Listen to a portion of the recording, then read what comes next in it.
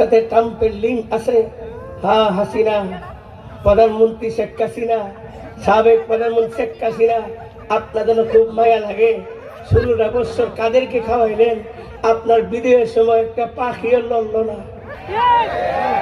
কথা কনা কথা কনা কথা কনা।